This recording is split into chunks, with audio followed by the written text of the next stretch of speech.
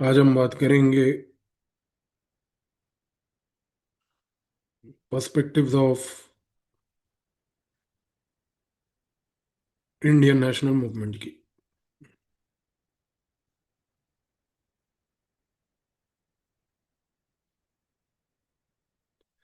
सबसे पहले जब हम पर्सपेक्टिव्स की बात करते हैं तो शुरुआत होती है मार्क्सिस्ट पर्सपेक्टिव से। अज्यूमिंग कि basics of Marx, Karl Marx, ये सब चीज़ें आपको क्लियर है, तो as always we will not go into the deeper parts of all that. तो मार्क्सिस्ट पर्सपेक्टिव का ये मानना है कि जो इंडियन नेशनल मूवमेंट थी वो बेसिकली देखते हैं उसको एक बड़े इंपॉर्टेंट कंसेप्चुअल प्रिज्म से। और वो कंसेप्चुअल प्रिज्म है क्लास लीडरशिप का, क्लास इंटरेस्ट का,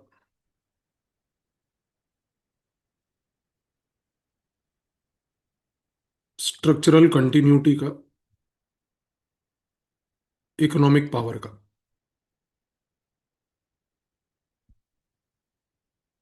मार्क्सिस्ट पर्सपेक्टिव में सबसे क्रूशल अगर कोई थिंकर इंडिया के पर्सपेक्टिव में है तो वो है आरपी दत्त, जिन्होंने ये बोला कि इंडिया में जो हमारी इंडियन नेशनल मूवमेंट है वो ना तो बुर्जुआ लेड एंटी कॉलोनियल स्ट्रगल है,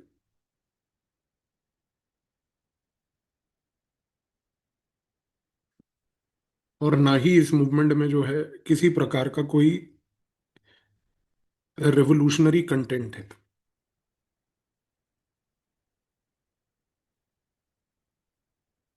वो ये कहते हैं कि देखो, जब हम बात करते हैं इंडियन नेशनल मूवमेंट की, तो उनका मानना ये है कि ये एक एलीट मूवमेंट है, एजुकेटेड क्लास वालों की मूवमेंट है। ये लोगों ने मूवमेंट को हाईजैक करके रखा हुआ है। ये मूवमेंट में वो कहते हैं कि बेसिकली यहाँ पर जो मार्क्स के मुताबिक एक ब्रिटिश के खिलाफ एक रेवोल्यूशनरी पोटेंशियल होना चाहिए, ना तो वो दिखता है, ना एग्जिस्ट करता है, ना कहीं पर आ रहा है। इस कॉन्टेक्स्ट में आरपी दत्त का मानना ये है कि जो कांग्रेस है वो बेसिकली एलीट वर्ग से स्टार्ट हुई, इवेंचुअली उसमें कैपिटलिस्ट क्लास जुड़ी, और ये इवेंचुअली क्या हुआ कि इन्होंने फॉरेन कॉलोनियल पावर को अपोज तो किया, पर कहीं ना कहीं जो कैपिटलिस्ट थे उन्होंने कांग्रेस में पेजेंट्स को और वर्कर्स को मोबिलाइज होने से रोका। और जब इनको मोबिलाइज होने से रोका तो इसका कॉन्सिक्वेंस यहाँ पर ये हुआ कि पूरी की पूरी इंडियन नेशनल मूवमेंट में एक ब्रॉड लेवल पर सोशियो इकोनॉमिक ट्रांसफॉर्मेशन नहीं आ पाया। और ये जो सोशियो इकोनॉमिक ट्रांसफॉर्मेशन नहीं आया, इसकी वजह से क्या हुआ कि इंडियन नेशनल मूवमेंट वो मार्क्सिस्ट पाथ के ऊपर नहीं चल पाई। लेकिन मार्क्सिस्ट पर्सपेक्टिव जो है वो मानता है कि जो नेशनलिस्ट पॉलिटिक्स है, जब वो मास फेज में भी गई, खास करके जब गांधी ने मूवमेंट को एक मासेस का पर्सपेक्टिव दिया जरूर, उस समय भी वो मानते हैं कि इस मूवमेंट में स्ट्रक्चरल लेवल पर लैंड लॉर्डिज्म देखने को मिलती थी, कास्ट हायरार्की वहीं की वहीं थी,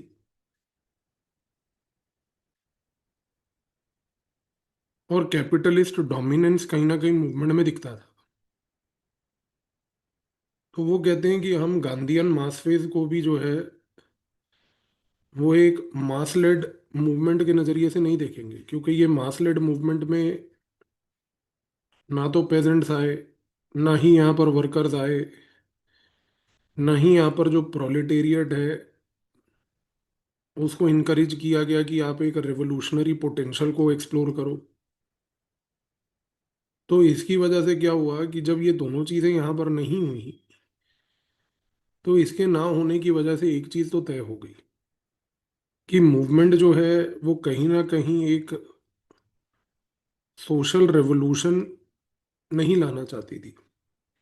तो इंडियन नेशनल मूवमेंट का फोकस सारा इंडिपेंडेंस पर रह गया, सोशल रेवोल्यूशन पर नहीं आ पाया। और उसकी वजह से क्या हुआ कि इंडिपेंडेंस के बाद भी वो कहते हैं कि जो क्लास पावर थी उसने पोस्ट कॉलोनियल स्टेट को डोमिनेट किया। तो पोस्ट कॉलोनियल स्टेट में भी डोमिनेंस सिर्फ इसी पर्सपेक्टिव का दिखा कि किस नजरिए से जो है क्लास इंटरेस्ट बरकरार रहे। तो एक चीज तो क्लियर है, मार्क्सिस्ट पर्सपेक्टिव का जो इंटरप्रिटेशन यहाँ पर हम देख रहे हैं, वो इंटरप्रिटेशन कुछ ऐसा है कि भाई नेशनल मूवमेंट जो थी वो प्रोग्रेसिव थी। प्रोग्रेसिव यानी कि प्रोग्रेस कर रही थी, करते करते उसने पॉलिटिकल इंडिपेंडेंस सीख तो करी, लेकिन ये जो पॉलिटिकल इंडिपेंडेंस थी ये बेसिकली लिमिटेड थी। क्योंकि ये इंडिपेंडेंस के बाद रेडिकल लेवल पर जिस प्रकार से सोशियो इकोनॉमिक रिलेशंस में एक चेंज आना था, वो बेसिकली नहीं आ पाया।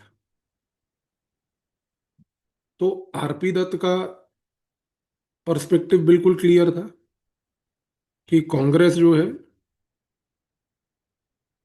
वो बेसिकली फियर करते थे रेवोल्यूशन को, और उन्होंने ट्रांसफर ऑफ पावर सीख किया सिर्फ। लेकिन इस ट्रांसफर ऑफ पावर के तहत उन्होंने किसी प्रकार से सोशल ट्रांसफॉर्मेशन अचीव नहीं किया।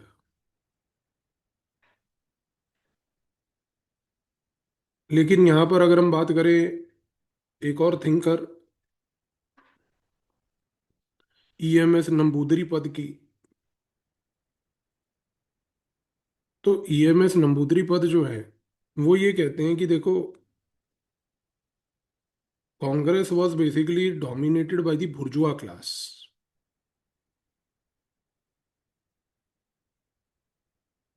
और क्योंकि कांग्रेस का डोमिनेशन बुर्जुआ क्लास से था, तो गांधी के आने के बाद क्या हुआ कि एक रेवोल्यूशनरी एनर्जी देखने को मिली जरूर, लेकिन इस रेवोल्यूशनरी एनर्जी से कांग्रेस ने रेवोल्यूशनरी पोटेंशियल जनरेट नहीं किया। और इस कॉन्टेक्स्ट में नंबूदरी पद कांग्रेस को क्रिटिसाइज करते करते फिर इंडियन कम्युनिस्ट का भी क्रिटिसिज्म करते हैं,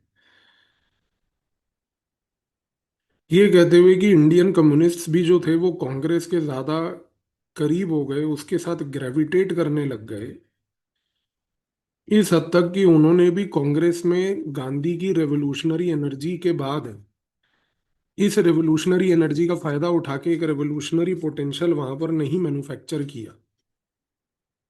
लेकिन अगर हम बात करें बिपिन चंद्रा की, तो बिपिन चंद्रा का मानना ये है कि देखो, नेशनल मूवमेंट में बहुत सारे इंटरनल कॉन्ट्राडिक्शंस थे।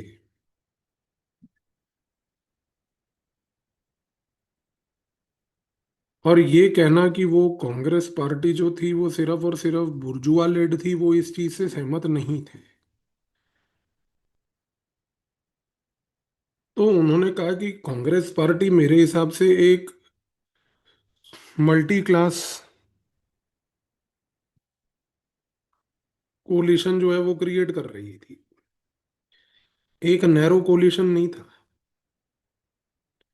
तो यहां पर हुआ क्या कि इस मल्टी क्लास कोलिशन में जाहिर सी बात है कि यहाँ पर different classes including the communist सोच वाले लोग जुड़े थे।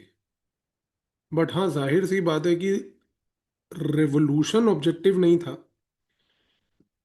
इंडिपेंडेंस ऑब्जेक्टिव था। इंडिपेंडेंस ऑब्जेक्टिव था। तो मार्क्सिस्ट पर्सपेक्टिव इस नजरिए से पहली बात तो चीजों को देख रही है। तो एक चीज तो क्लियर है बॉस कि मार्क्सिस्ट ये बात मानते हैं सारे के सारे कि भाई इंडिया की जो नेशनल मूवमेंट थी उसमें गांधी ने एक रेवोल्यूशनरी कॉन्शियसनेस क्रिएट की थी। लेकिन वो रेवोल्यूशनरी कॉन्शियसनेस इवेंचुअली जो है एक multi class umbrella organisation called Congress के अंदर सबस्यूम हो गई, जिसकी वजह से ग्राउंड लेवल पर एक रेवोल्यूशन मैन्युफैक्चर नहीं हो पाया। ग्राउंड लेवल पर एक रेवोल्यूशन मैन्युफैक्चर यहाँ पर नहीं हो पाया। तो ये चीज हमें याद रखनी है। अब हम आते हैं सोशलिस्ट पर्सपेक्टिव पे।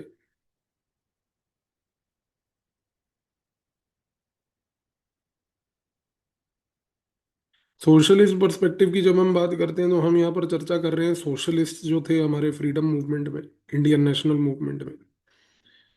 और यहाँ पर हम चर्चा करते हैं उन लोगों की जो कांग्रेस सोशलिस्ट पार्टी से जुड़े थे।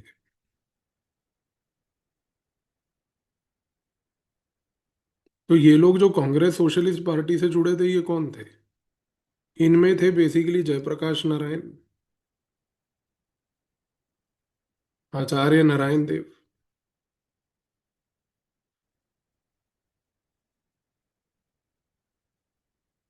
और राम मनोहर लोहिया। अब इन लोगों का क्या मानना था? इन लोगों का मानना ये था कि जब तक पॉलिटिकल फ्रीडम के साथ साथ हम जो है सोशल एंड इकोनॉमिक इनइक्वालिटी नहीं करेंगे, और जब तक सोशल और इकोनॉमिक इक्वालिटी को कंप्लीटली हम अचीव नहीं करेंगे, तब तक जो ये फ्रीडम स्ट्रगल के तहत जो फ्रीडम प्राप्त करी है ये इनकम्प्लीट रहेगी, इनकम्प्लीट रहेगी।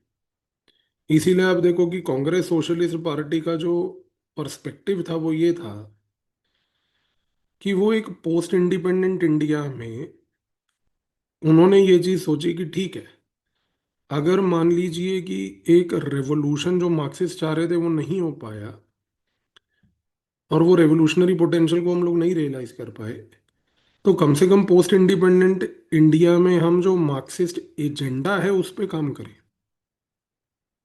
और इन्होंने मार्क्सिस्ट एजेंडा के पॉइंट्स को पकड़ा। इस रीजन से इन्होंने कहा कि हमें सोसाइटी में लैंड रिफॉर्म करना है, हमें सोसाइटी में वर्कर के राइट्स के बारे में बात करनी है,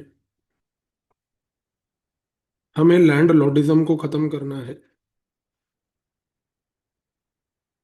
इकोनॉमिक रीडिस्ट्रीब्यूशन करनी है,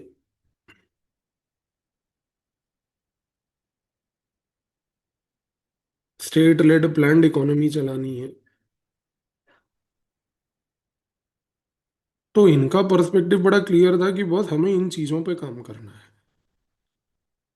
तो यहाँ पर कांग्रेस सोशलिस्ट पार्टी ने रेवोल्यूशन के बारे में चर्चा नहीं करी।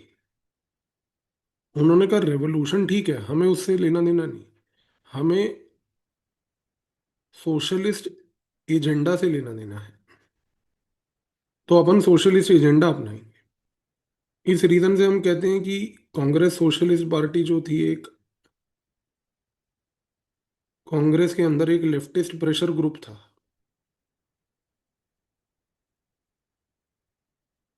एक लेफ्टिस्ट प्रेशर ग्रुप था।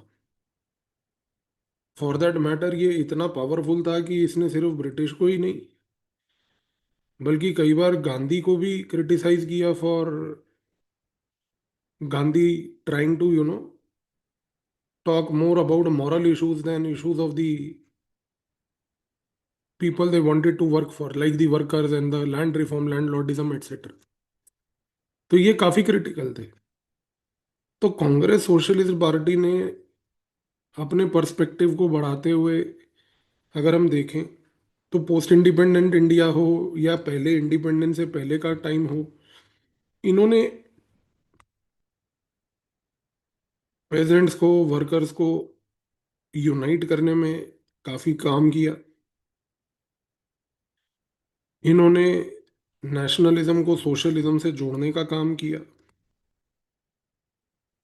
इनका बहुत बड़ा इन्फ्लुएंस 1931 के कराची रेजोल्यूशन में था। इन्होंने इकोनॉमिक डेमोक्रेसी के आइडिया को काफी बढ़ावा दिया।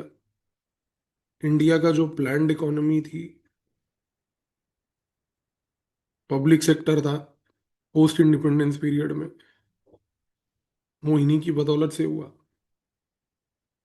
तो ये कहना गलत नहीं होगा कि ये जो सोशलिस्ट ट्रेंड था,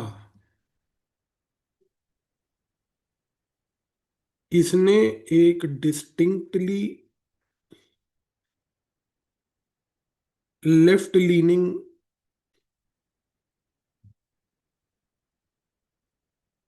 आइडियोलॉजिकल डिस्कोर्स कांग्रेस के अंदर पैदा किया।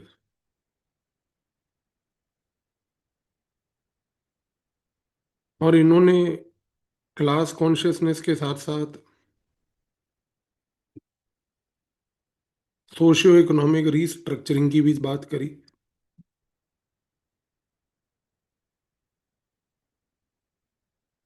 सोशियो इकोनॉमिक रीस्ट्रक्चरिंग की भी बात करी। इस रीजन से आप देखिए कि यहां पर जब हम बात करते हैं शेखर बंदोपाध्याय की,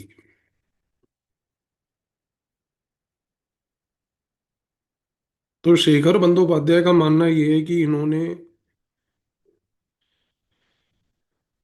नेशनलिज्म के मीनिंग को वाइडन किया।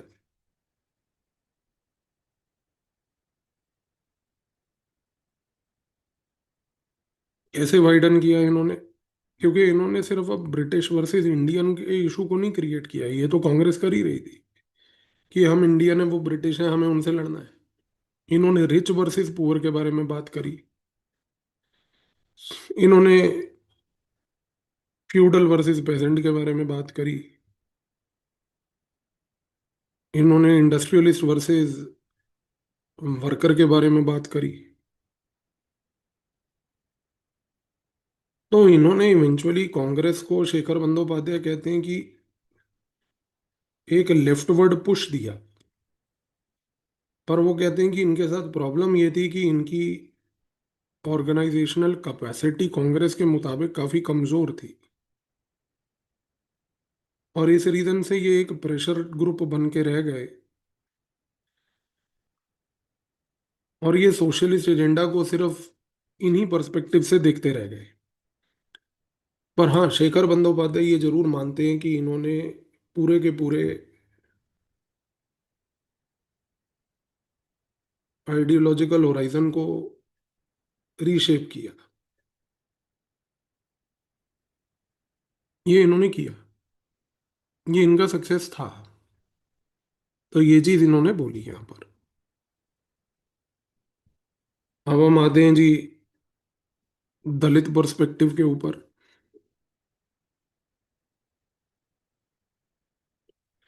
तो बाबा साहब अम्बेडकर यहाँ पे चैंपियन थे, जिन्होंने ऑपरेस्ट क्लासेस के बारे में जो है बात करी। उनका मेन कंसर्न एक था, फ्रीडम का क्या मतलब होगा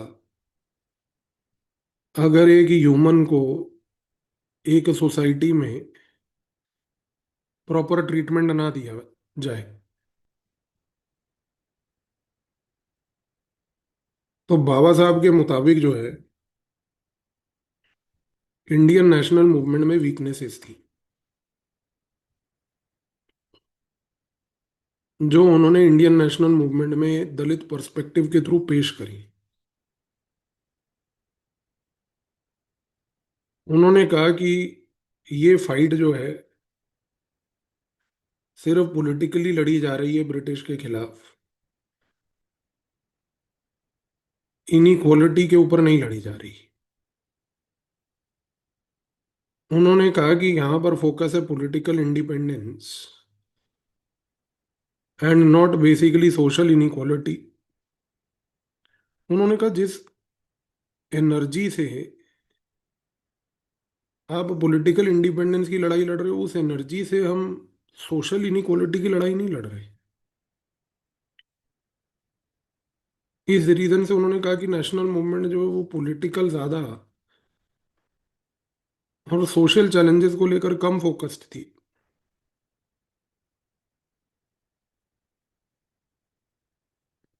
और वो कहते थे कि जो कांग्रेस है वो दलित्स को एक्सेप्ट करती है कि हाँ उनके साथ प्रॉब्लम हुई है, इश्यूज हैं, डिस्क्रिमिनेशन हुआ है, पर वो कास्ट के एनिलेशन के ऊपर चर्चा नहीं करती। तो कास्ट का जो एनिलेशन का कॉन्सेप्ट हमने बाबा साहब अम्बेडकर के पॉलिटिकल थिंकिंग में पढ़ा था, वो यहाँ पर एप्लीकेबल नहीं हो रहा था। और टू सम एक्सटेंट बाबा साहब ने ये भी बोला कि पूरी की पूरी जो इंडियन नेशनल मूवमेंट को अगर हम ध्यान से देखें तो वो अपर कास्ट डोमिनेटेड ही थी। इस रीजन से उन्होंने कहा कि यार जो पॉलिटिकल फ्रीडम है, सोशल इक्वालिटी के बिना वो मीनिंगलेस है।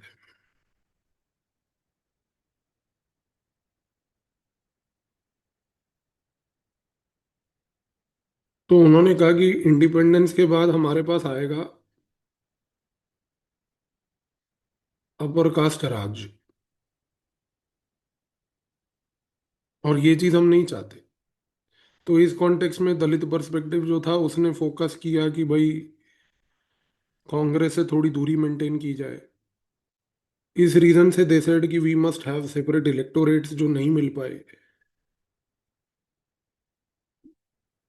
इस रीजन से फिर बाबा साहब ने इवेंचुअली कॉन्स्टिट्यूशनल पर्सपेक्टिव्स को लेकर सेफगार्ड्स की चर्चा करी। क्योंकि बाबा साहब को लगा कि जब मास मूवमेंट ही चर्चा नहीं करने वाली है, अगर मान लीजिए, तो फिर इस केस में मेरे पास कोई विकल्प नहीं बचता है सवाए कॉन्स्टिट्यूशनल लेवल के सेफगार्ड्स को लेकर। तो दलित पर्सपेक्टिव का सबसे बड़ा कंट्रीब्यूशन ये था कि भाई उन्होंने इंडियन नेशनल मूवमेंट को एक इंटरनल सोशल हायरार्की के नजरिए से ऑब्जर्व करने की कोशिश करी।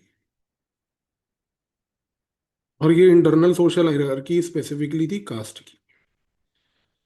क्योंकि बाबा साहब ने बोला कि independence from the British automatically जो है दलित लिबरेशन की ओर लेके नहीं जाने वाली हमें। ये चीज तभी हो पाएगी जब हम इंडिजिनस लेवल पर सोशल स्ट्रक्चर्स को डिसमेंटल करें।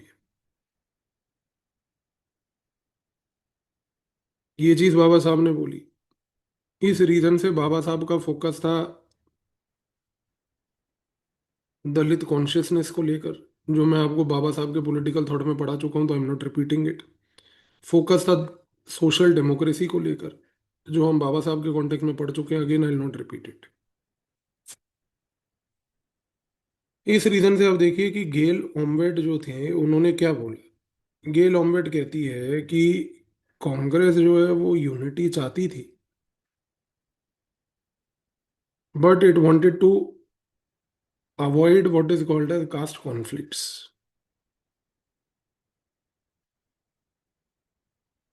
और आनंद तेलतुंबे क्या बोलते हैं? आनंद तेलतुंबड़े बोलते हैं कि भाई देखो, जहां तक नेशनलिस्ट मूवमेंट की बात थी, उनको दलित नंबर्स चाहिए थे। और बड़ी इंपॉर्टेंट बात है, दलित लीडरशिप नहीं चाहिए थी।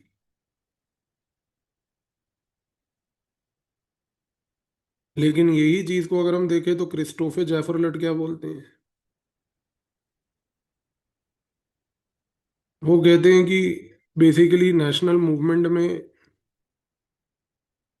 दलित मूवमेंट जो पूरी थी यहाँ पर, वो एक पैरेलल पॉलिटिक्स थी ऑफ सेल्फ रिस्पेक्ट, जिसको बाबा साहब चला रहे थे और बाबा साहब चलाना चाहते थे।